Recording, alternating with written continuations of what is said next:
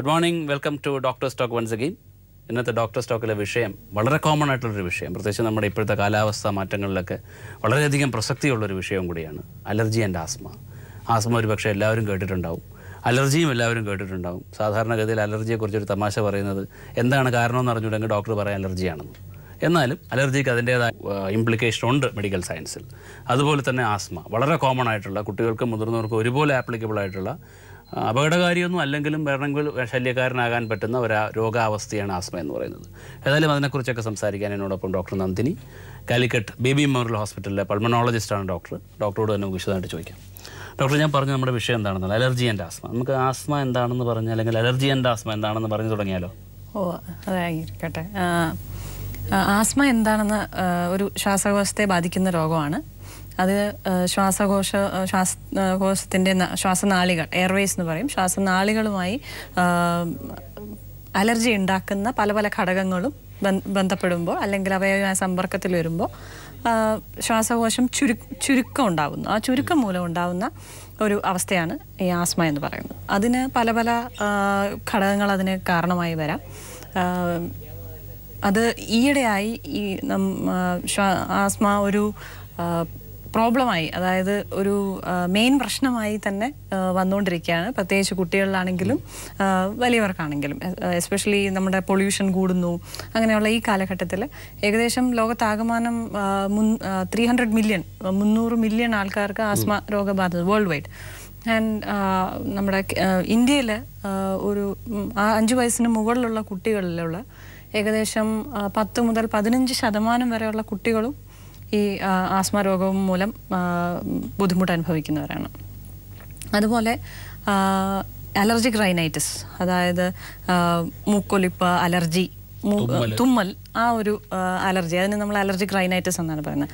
അതും പലപ്പോഴും ആസ്മയോട് അനുബന്ധപ്പെട്ട് തന്നെ കാണാറുണ്ട്. പലരും അതിനെ കാര്യമായി കാണാറില്ലെങ്കിലും ഇത് ആസ്മയുടെ ഒരു മുന്നോടിയായി വരാവുന്ന ഒരു അസുഖമാണ്.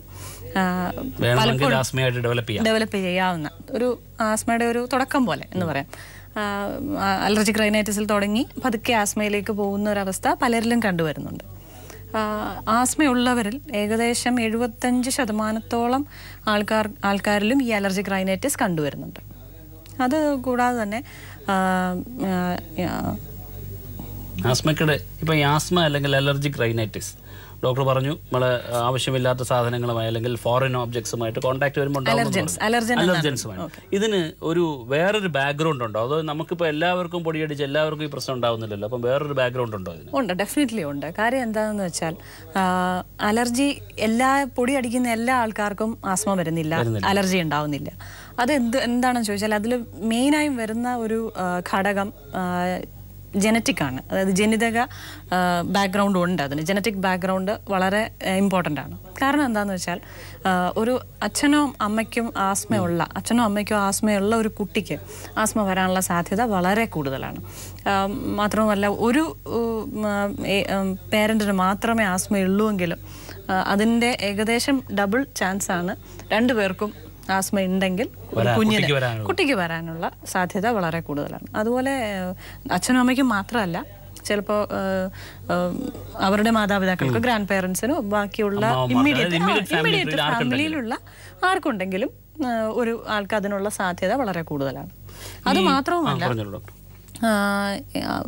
ഈ ഒരു മനുഷ്യൻ്റെ എൻവയോൺമെൻറ്റ്, അതായത് പുള്ളി വളരുന്ന അന്തരീക്ഷവും ഈ ജനറ്റിക് ബാക്ക്ഗ്രൗണ്ടും കൂടുമ്പോഴാണ് ആസ്മ പലർക്കും വരാനുള്ള സാധ്യത കൂടുന്നത്. ഓക്കെ.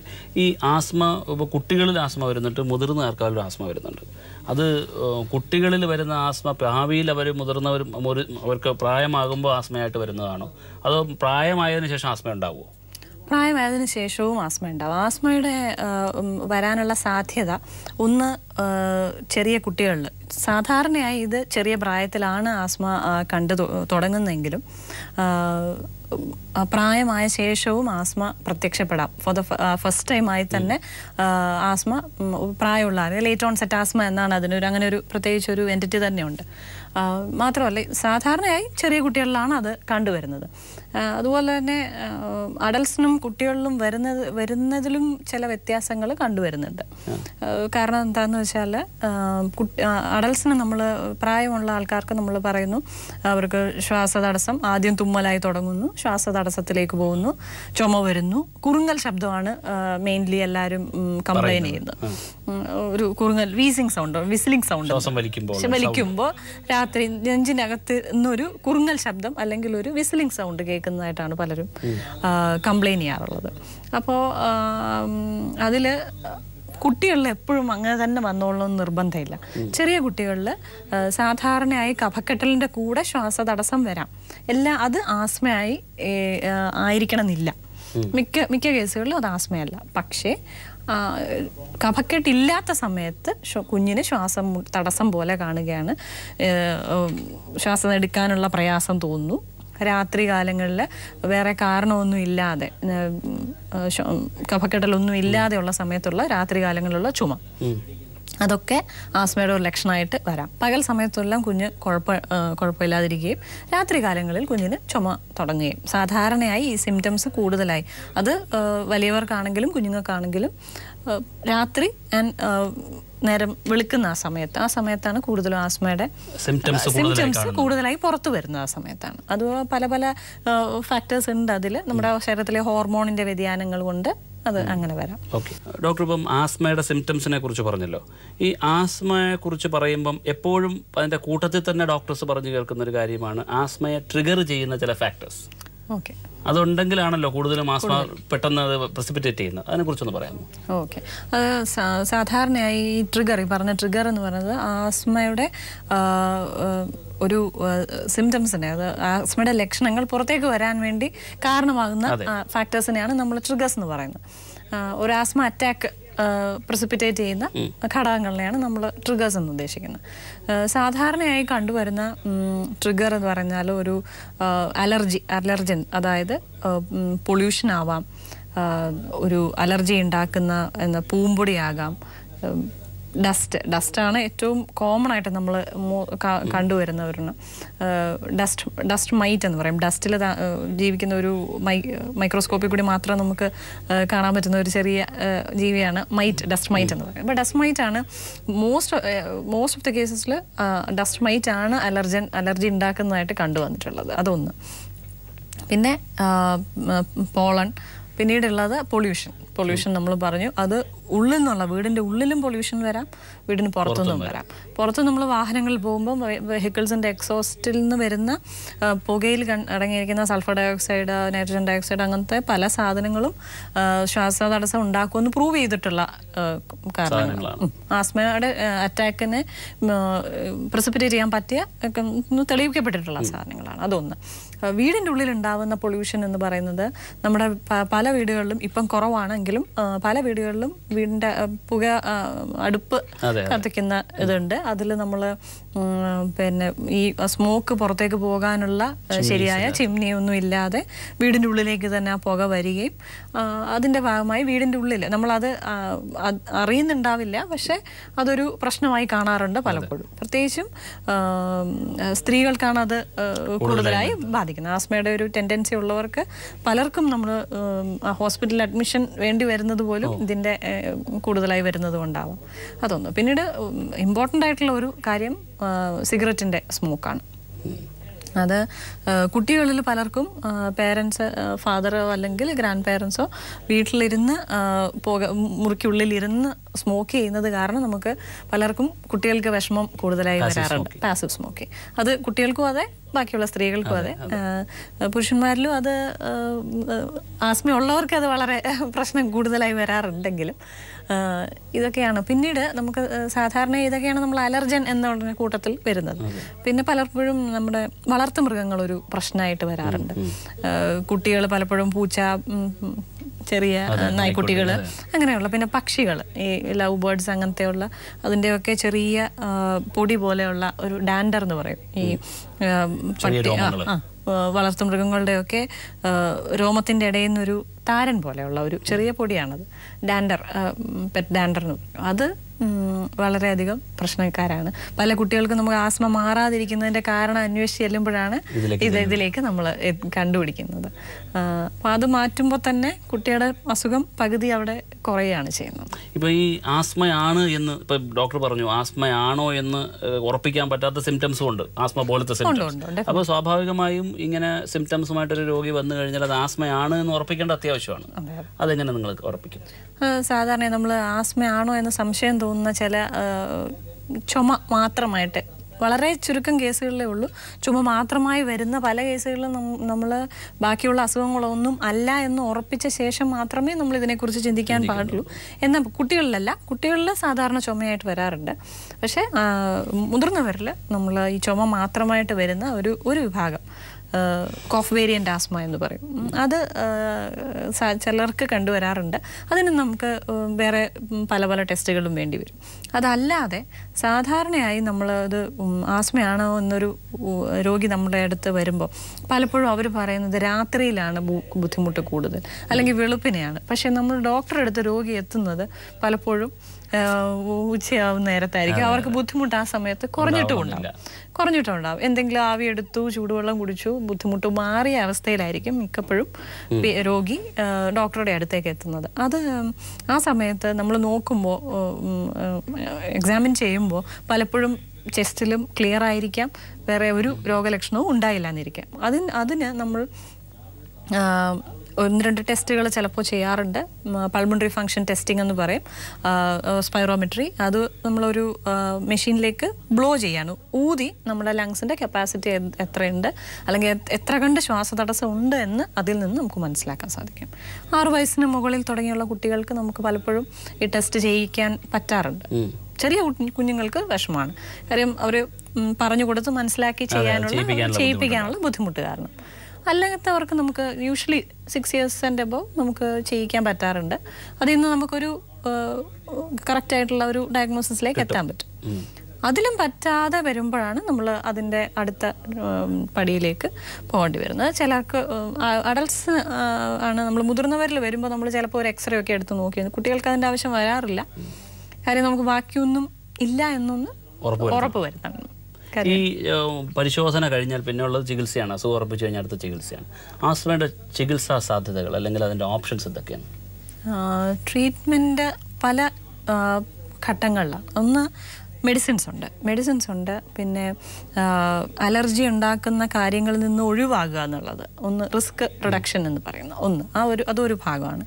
പിന്നീടുള്ളത് പിന്നെ ആസ്മയെക്കുറിച്ച് അവർക്ക് പഠിപ്പിച്ചു കൊടുക്കുക, അതിനെക്കുറിച്ച് എന്താണ് തങ്ങളുടെ രോഗം എന്താണ്, അതിന് അസുഖം കൂടി വന്നാൽ ഇന്നതൊക്കെ ചെയ്യണം, എത്ര കൂടിയാൽ ഡോക്ടറെ അടുത്ത് എത്തണം അല്ലെങ്കിൽ ഹോസ്പിറ്റലിൽ എത്തണം എന്നുള്ളതിനെ കുറിച്ചൊക്കെ ഒരു വ്യക്തമായ പ്ലാൻ ഡോക്ടർ രോഗിക്ക് കൊടുത്തിരിക്കണം. അതാണ് ഫസ്റ്റ് തിങ്. എന്താണ് ഈ അസുഖം, അതിനെക്കുറിച്ച് ഡീറ്റെയിൽ ആയിട്ട് പറഞ്ഞു കൊടുക്കുക. ഇൻഹേലറുകൾ ആണ് ഒരു മെഡിസിൻസ് ആയിട്ടുള്ളത്. അപ്പം അതിനെക്കുറിച്ചുള്ള അവരുടെ സംശയങ്ങളും ബാക്കിയെല്ലാം സംശയം മാത്രമേ ഉള്ളൂ. പലർക്കും സംശയം, ഇനി ഇത് ജീവിതകാലം മുഴുവൻ ഉപയോഗിക്കേണ്ടി വരുമോ, അല്ലെങ്കിൽ സ്റ്റിറോയിഡ് ആണ്, അതുകൊണ്ട് കുട്ടികൾക്ക് എന്തെങ്കിലും പ്രശ്നമുണ്ടോ, വെയിറ്റ് ഗെയിൻ കൂടുന്നതായിട്ട് കാണാറുണ്ട്, അതൊരു ഇതാണോ, അതെല്ലാം അവർക്ക് പല പല സംശയങ്ങൾ ഉണ്ടാക്കുന്നതാണ്. പക്ഷേ ഇതിനെല്ലാം നമ്മൾ ഇൻഹേലറുകളാണ് നമ്മുടെ ഈ ആസ്മയുടെ ഫസ്റ്റ് ലൈൻ ഓഫ് ട്രീറ്റ്മെന്റ്. ശരിക്കും ഈ ഇൻഹേലറിനെ കുറിച്ച് പറയുന്നതിൽ എന്തെങ്കിലും കാര്യമുണ്ടോ? അതിനകത്ത് ഈ സ്റ്റിറോയിഡ് ഉണ്ടെന്നും അത് ജീവിതകാലം മുഴുവൻ പിന്നെ നമ്മൾ അഡിക്റ്റഡ് ആയി പോകുന്നൊക്കെ പറഞ്ഞ വല്ല കാര്യമുണ്ടോ? അതിൽ അത്രയും സ്റ്റിറോയിഡ് ഉണ്ട് എന്നുള്ളത് സത്യമാണ്. കാര്യം സ്റ്റിറോയിഡ് ആണ് ആസ്മയുടെ ട്രീറ്റ്മെന്റ്, സ്റ്റിറോയിഡ്. പക്ഷേ ഇത് നമ്മൾ മൈക്രോഗ്രാം, അതായത് അതിൻ്റെ 1000-1 അംശം വരുന്ന അത്രയും ചെറിയ ഡോസിലാണ്. നമ്മളൊരു ഗുളിക കഴിക്കുകയാണെങ്കിൽ നമുക്കൊരു 20 മില്ലിയോ 40 മില്ലിയോ എന്നുള്ള രീതിയിലാണ് നമുക്ക് ടാബ്ലറ്റ് കൊടുക്കേണ്ടി വരുന്നത്. അപ്പം അതിൻ്റെ മൈക്രോഗ്രാം, അതിൻ്റെ 1000-1 എന്നുള്ള കണക്കിനാണ് നമ്മൾ മെഡിസിൻസ്, അതിൻ്റെ ഡോസ് തന്നെ. കാര്യം എന്താണെന്ന് വെച്ചാൽ നമ്മൾ ഈ ഇൻഹേലറുകൾ വഴി മരുന്ന് നമ്മൾ രോഗിയുടെ ശ്വാസനാളത്തിൻ്റെ ഉള്ളിലേക്കാണ് കൊടുക്കുന്നത് ഡയറക്റ്റായിട്ട്. ബാക്കി നമ്മൾ വായിൽ കൂടി ഗുളിക കഴിക്കുമ്പോൾ അത് വയറ്റിനുള്ളിൽ ചെന്ന് അബ്സോർബ് ചെയ്ത് ബ്ലഡിൽ കലർന്നിട്ട് വേണം ശ്വാസകോശത്തിലെത്താൻ. അപ്പോൾ അത്രയും ഡോസ് നമ്മൾ കൂട്ടി കഴിച്ചാലേ അത് സമയമെടുക്കും. ഇത് ഇൻഹേലറുകൾ നമ്മൾ ഡോസ് വളരെ കുറച്ചു മതി. തന്മൂലം നമുക്ക് ഇതിലേക്ക് സൈഡ് എഫക്ട്സ് ഡയറക്റ്റ് പോകുന്നതുകൊണ്ട് നമുക്ക് സൈഡ് എഫക്ട്സ് വളരെയധികം കുറവാണ്. സാധാരണയായി കണ്ടുവരുന്ന ഒരു സൈഡ് എഫക്റ്റ് എന്ന് പറഞ്ഞാൽ സ്റ്റിറോയിഡിൻ്റെ അംശം ഉള്ളതുകൊണ്ട് നമുക്ക് ത്രോട്ടിന് പലപ്പോഴും പൂപ്പൽ ബാധയായിട്ട് കാൻഡിഡിയാസിസ് എന്ന് പറയും, അത് ബാധിച്ച് കാണാറുണ്ട്. അതിന് നമ്മൾ എല്ലാ പേഷ്യൻസിൻ്റെ അടുത്തും ഇൻഹേലർ സ്റ്റാർട്ട് ചെയ്യുന്ന സമയത്ത് തന്നെ ത്രോട്ടും വായും നന്നായി ഗാർഗിൾ ചെയ്ത് കളയാൻ പലപ്പോഴും പറഞ്ഞു കൊടുക്കണം. പലരും വിട്ടുപോകുന്നവരുണ്ട്.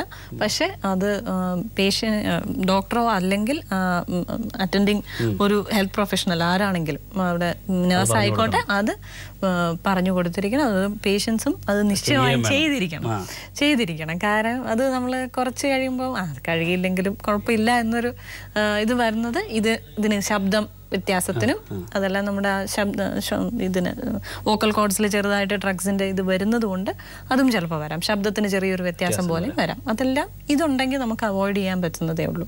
പിന്നെ പലപ്പോഴും പേഷ്യൻസിന് നമ്മൾ ഇൻഹേലറുകളുടെ ശരിയായ രീതിയിൽ എങ്ങനെയാണ് ഉപയോഗിക്കേണ്ടതെന്നുള്ളത് നമ്മൾ പറഞ്ഞു കൊടുത്തിരിക്കണം. അതുപോലെ തന്നെ അവർ ഇടയ്ക്ക് നമ്മുടെ വിസിറ്റിന് വരുമ്പോൾ നമ്മളത് ഇടയ്ക്കിടയ്ക്ക് ചെക്ക് ചെയ്യുകയും ചെയ്യാറുണ്ട്.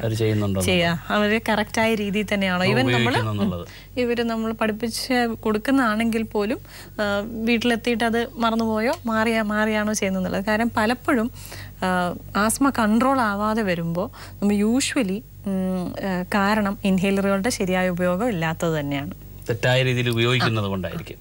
Welcome back. അപ്പോൾ നമ്മൾ ഇൻഹേലർ ട്രീറ്റ്മെൻറ്റിനെ കുറിച്ചാണ് പറഞ്ഞുകൊണ്ടിരുന്നത്. ഇൻഹേലർ ഒരുപാട് തെറ്റിദ്ധരിക്കപ്പെട്ട ഒരു ട്രീറ്റ്മെൻറ്റ് ഓപ്ഷനാണ് ഇൻഹേലർ ട്രീറ്റ്മെൻറ്റ്. അപ്പോൾ എല്ലാവർക്കും അതിനെക്കുറിച്ച് വലിയ സംശയങ്ങളാണ്. ഡോക്ടർ അതിനെക്കുറിച്ച് തന്നെയാണ് പറഞ്ഞുകൊണ്ടിരുന്നത്. കൂടുതൽ എന്തെങ്കിലും പറയാനുണ്ടെങ്കിൽ പറയാം. ഇൻഹേലറുകൾ നമ്മൾ പേഷ്യൻ്റ് ആസ്മയ്ക്ക് വേണ്ടി കൊടുക്കുന്നത് 2 തരം ഇൻഹേലറുകളാണുള്ളത്. ഒന്ന് താൽക്കാലിക ആശ്വാസത്തിനുള്ള മെഡിസിൻസ് ഉള്ളത്, അതായത് റിലീവേഴ്സ്, അസുഖത്തിനെ റിലീവ് ചെയ്യാനുള്ളത്. രണ്ടാമത്തത് കൺട്രോളേഴ്സ് എന്ന് പറയും, അതായത് നമുക്ക് അസുഖത്തെ നിയന്ത്രിച്ച് നിർത്താനുള്ളത്, അസുഖം വരാതെ നോക്കുന്നത്. കൺട്രോളർ മെഡിസിൻസ് നമ്മൾ സ്ഥിരമായി റെഗുലർ ആയിട്ട് രാവിലെ അല്ലെങ്കിൽ രാവിലെയും വൈകിട്ടും ആ ഒരു റെഗുലർ ബേസിസിൽ എടുക്കുന്ന മെഡിസിനാണ് നമ്മൾ കൺട്രോളർ മെഡിക്കേഷൻ. ഇതെടുത്തിട്ടും ബുദ്ധിമുട്ട് വരികയാണെങ്കിൽ മാത്രം നമ്മൾ റിലീവർ മെഡിക്കേഷൻ, അതായത് ഈ താൽക്കാലിക ആശ്വാസത്തിനുള്ള മെഡിസിൻസിലേക്ക് പോയാൽ മതി. അതൊന്ന്. പിന്നെ ഇത് പലർക്കും നമുക്ക് ആസ്മയ്ക്ക് ട്രീറ്റ്മെൻറ്റ് എടുക്കുന്ന പലർക്കും നമുക്ക് മരുന്നിൻ്റെ ഡോസ് ഡോക്ടറുടെ നിർദ്ദേശപ്രകാരം കുറച്ച് കൊണ്ടുവന്ന് വളരെയധികം ഡോസ് കുറച്ച് പലർക്കും ആസ്മാറ്റിക് ആയിട്ടുള്ള പലർക്കും നമുക്ക് മെഡിസിൻസ് സ്റ്റോപ്പ് ചെയ്യാനും പറ്റിയിട്ടുണ്ട്. ഈ ഇൻഹേലേഴ്സ് അല്ലാതെ ആസ്മയുടെ ട്രീറ്റ്മെൻറ്റ് കുറച്ചുകൂടെ വിപുലമായ ട്രീറ്റ്മെന്റ് വേണ്ടി വരുന്ന സാഹചര്യം ഉണ്ടാവാറുണ്ട്. ഉണ്ടാവാറുണ്ട് നമുക്ക്. കാരണം ഇൻഹേലറിൽ വളരെ സിവിയർ ആയിട്ടുള്ള കേസുകൾ ഉണ്ടാവാറുണ്ട് ആസ്മ. അങ്ങനെയുള്ള കേസുകളിൽ നമ്മൾ ചിലപ്പോൾ സ്റ്റിറോയിഡ് മെഡിസിൻസ് വരെയും കൊടുക്കേണ്ടി വരുന്ന ഇതുണ്ട്. അല്ലാതെ പുതിയ മെഡിസിനുകൾ പലതും ഓറൽ ഡ്രഗ്സ് ടാബ്ലറ്റ്സ് ഫോമിലുള്ളത് അത് പലപ്പോഴും കൊടുക്കേണ്ടി വരാറുണ്ട്. അത് മാത്രമല്ല നമ്മളൊരു അലർജി ടെസ്റ്റിംഗ് ചെയ്തിട്ട്, അലർജി ടെസ്റ്റിംഗ് ഏതിനാണ് നമുക്ക് അലർജി ഉണ്ടാവുന്നത്, ചിലർക്ക് ഈവൻ കോക്രോച്ചസിന് വരെ പാറ്റ വരെ അലർജി ഉണ്ടാക്കാവുന്ന ഒരു കോമൺ ആയിട്ടുള്ളത് നമ്മുടെ വീടുകളിലെല്ലാം സുലഭമായിട്ട് കാണുന്നതാണ്. അപ്പോൾ അതിന് അലർജി വളരെ കോമൺ ആണ്. അങ്ങനെയുള്ള അത് നമ്മൾ പല ടെസ്റ്റുകളാണ്. ചിലർക്ക് ഫുഡിന് അലർജി ഉണ്ടാവാറുണ്ട്. ഏത് ഫുഡിനാണെന്നുള്ളത്, മിൽക്കിന് അലർജി ഉണ്ടാവാറുണ്ട്, എഗ് വൈറ്റിന് അലർജി ഉള്ളവരുണ്ട്. അങ്ങനെ നമ്മൾ ആ അലർജി ഏതിനാണെന്ന് കണ്ടുപിടിച്ച് അതിൽ സ്കിന്നിലാണ് നമ്മൾ ടെസ്റ്റ് ചെയ്ത് നോക്കുന്നത്. സ്കിൻ ടെസ്റ്റ് ചെയ്തിട്ട് നമ്മൾ ആ ഇമ്മ്യൂണോതെറാപ്പി അത് നമ്മളതിനെ ഡീസെൻസിറ്റൈസ് ചെയ്യാന്നാണ് പറയുന്നത്. നമ്മൾ കുറേശ്ശെ കൊടുത്ത് അതിനോടുള്ള അലർജി ഇല്ലാണ്ടാക്കി എടുക്കാനുള്ള അതിൻ്റെ പണ്ട് അത് ഇഞ്ചക്ഷൻ രൂപത്തിൽ മാത്രമേ അവൈലബിൾ ആയിരുന്നുള്ളൂ. ഇപ്പോൾ അത് സബ്ലിംഗ്വൽ ഇമ്മ്യൂണോതെറാപ്പി എന്ന് പറയും. നമ്മൾ നാക്കിൻ്റെ അടിയിലേക്ക് ആ മരുന്ന് കുറച്ച് സമയം വെച്ചിട്ട് പതുക്കെ അവിടുന്ന് അബ്സോർബ് ചെയ്യുന്ന രീതിയാണ് സബ്ലിംഗ്വൽ ഇമ്മ്യൂണോതെറാപ്പി. പണ്ട് ഇഞ്ചക്ഷൻ പേടിച്ച് പലരും അത് ചെയ്യാറുണ്ടായിരുന്നില്ല, ഒഴിവാക്കുമായിരുന്നു. പക്ഷെ ഇപ്പം കുട്ടികൾക്കും കൂടുതൽ പേർക്കും നല്ല റിസൾട്ട് അത് കൊണ്ട് കാണാറുണ്ട്. ഈ ആസ്മയും ബന്ധമുള്ള ചോദ്യം തന്നെയാണ്. അതായത് ഈ ശ്വാസം മുട്ടൽ ലക്ഷണമായി വരുന്ന എല്ലാ സാഹചര്യങ്ങളും ആസ്മയാണോ, അതോ വേറെ അസുഖങ്ങൾ ശ്വാസം മുട്ടൽ ലക്ഷണമായിട്ട് വരാമോ? തീർച്ചയായും വരാം. കാര്യം ആസ്മ പോലെ ശ്വാസം തടസ്സം ഉണ്ടാക്കുന്ന ഒരു രോഗമാണ് COPD. പക്ഷേ അത് യൂഷ്വലി നമ്മൾ പ്രായമുള്ള ആൾക്കാർക്കാണ് കണ്ടുവരുന്നത്. പുകവലിക്കാരായ പ്രായമുള്ള ആൾക്കാരിലാണ് സാധാരണയായി കണ്ടുവരുന്നത്. അതൊന്ന് അവർക്കും ഈ പറഞ്ഞതുപോലെ ആസ്മയുടെ പോലെ നടക്കുമ്പോൾ ഈ കുറുങ്ങലുണ്ടാവാം. അത് കൂടാതെ അവർക്കുള്ള ഒരു മെയിൻ സിംറ്റം എന്ന് പറയുന്നത് നടക്കുമ്പോൾ ഉണ്ടാകുന്ന കിതപ്പ് അത് ഉണ്ടാവും, ചുമയുണ്ടാവും, നിരന്തരമായ കഫക്കെട്ട്. അതൊക്കെയാണ് ഈ COPD-കാർക്ക് സാധാരണയായുള്ള സിംറ്റംസ്. അപ്പം അത് മിക്കപ്പോഴും ആസ്മയായിട്ടുള്ള വ്യത്യാസം ഉണ്ടാകുന്നത് സാധാരണ COPD ഒരു പ്രോഗ്രസീവ് ഡിസീസാണ്. അത് ആസ്മ നമ്മൾ ട്രീറ്റ് ചെയ്ത് കഴിഞ്ഞാൽ അത് പഴയ രൂപത്തിലേക്ക് നമ്മൾ എത്തുകയാണ് ചെയ്യുന്നത്. ആസ്മയുടെ ആ ഒരു ബുദ്ധിമുട്ട് മാറിക്കഴിയുമ്പോൾ രോഗി വീണ്ടും പഴയ സ്ഥിതിയിലേക്ക്. പക്ഷേ COPD സാധാരണഗതിയിൽ ആ അസുഖം പ്രോഗ്രസ് ചെയ്യുകയാണ്. അതിനും ഇൻഹേലർ മെഡിസിൻസ് ആണ്. പക്ഷേ മെഡിസിൻസ് കുറച്ച് വ്യത്യാസം ഉണ്ടെന്നേ ഉള്ളൂ. അത് തന്നെ നമ്മൾ അസുഖത്തെ തടഞ്ഞു നിർത്താനാണ്, കൺട്രോൾ ചെയ്ത് നിർത്താൻ വേണ്ടിയുള്ള മെഡിസിൻസ് ആണ് അതിന് കൊടുക്കുന്നത്. കൂടാതെ കാർഡിയാക് പ്രോബ്ലംസ് ഒരു മേജർ ഇഷ്യൂ ആണ്. അത് യൂഷ്വലി നടക്കുമ്പോൾ ഉള്ള കിതപ്പായിട്ട് തന്നെയാണ് അതും പ്രസന്റ് ചെയ്യുന്നത്. അപ്പോൾ അതിന് നമ്മൾ അതിൻ്റെതായ പരിശോധനകൾ ECG, എക്കോ, TMT തുടങ്ങിയ പരിശോധനകൾ ചെയ്യുമ്പോഴാണ് അതിലെന്തെങ്കിലും പ്രോബ്ലം ഉണ്ടോ എന്നുള്ളത് നമ്മൾ നോക്കണം. ഓക്കെ. പിന്നത്തെ ഡോക്ടർ സ്റ്റോക്കിൻ്റെ സമയം ഇവിടെ അവസാനിക്കുന്നതുകൊണ്ട് ഈ ഡിസ്കഷൻ ആസ്മയെക്കുറിച്ചുള്ള അലർജി ആൻഡ് ആസ്മ, അലർജി എന്ന് പറയുന്നത് എന്താണ്, ആസ്മ എന്ന് പറയുന്നത് എന്താണ്, എന്തുകൊണ്ടാണ് ഉണ്ടാകുന്നത്, അതിലേക്ക് നയിക്കുന്ന സാഹചര്യങ്ങൾ എന്തൊക്കെയാണ്, ആസ്മ ഏതൊക്കെ സാഹചര്യങ്ങളിൽ ട്രിഗർ ചെയ്യപ്പെടാം, അതായത് ഒരു ഉറങ്ങിക്കിടക്കുന്ന ആസ്മ രോഗം എങ്ങനെ ഉയർത്തെഴുന്നേൽക്കാം, ഇതിനെക്കുറിച്ചൊക്കെ ഡോക്ടർ ഇവിടെ വിശദമായിട്ട് സംസാരിക്കുകയുണ്ടായി. അതുപോലെ ട്രീറ്റ്മെൻറ്റ് ഓപ്ഷൻസിനെ കുറിച്ച് പറഞ്ഞു. ആസ്മയുടെ treatment usually starts with inhalers എന്നാണ് ഡോക്ടർ പറഞ്ഞത്. ഇൻഹേലേഴ്സിനെ കുറിച്ച് ഒരുപാട് തെറ്റിദ്ധാരണകൾ രോഗികൾക്ക് ഉണ്ട്, അല്ലെങ്കിൽ പൊതുജനങ്ങൾക്കുണ്ട്. അതിനെക്കുറിച്ചുള്ള തെറ്റിദ്ധാരണകളും ഡോക്ടർ വളരെ വിശദമായിട്ട് പറയുകയുണ്ടായി. അങ്ങനെ തെറ്റിദ്ധരിക്കപ്പെടേണ്ട ഒരു വ്യക്തിയല്ല ഇൻഹേലർ എന്നാണ് ഡോക്ടർ ഇവിടെ പറഞ്ഞത്. ഏതായാലും ഈ വിഷയത്തെ സംബന്ധിച്ച് എന്തെങ്കിലും സംശയങ്ങളുണ്ടെങ്കിൽ ഞങ്ങളുടെ ഇമെയിലിലേക്ക് എഴുതുക. drstock@kairalitv.in ആണ് ഞങ്ങളുടെ ഇമെയിൽ ID. പ്രോഗ്രാമിനെ കുറിച്ചുള്ള അഭിപ്രായങ്ങളും നിർദ്ദേശങ്ങളും കൂടി ഞങ്ങൾ എഴുതി അറിയിക്കുക. അടുത്ത ആഴ്ച നമുക്ക് വീണ്ടും കാണാം മറ്റൊരു വിഷയമായിട്ട്. നല്ലൊരു വാരാന്ത്യം നേരുന്നു എല്ലാവർക്കും. ബൈ.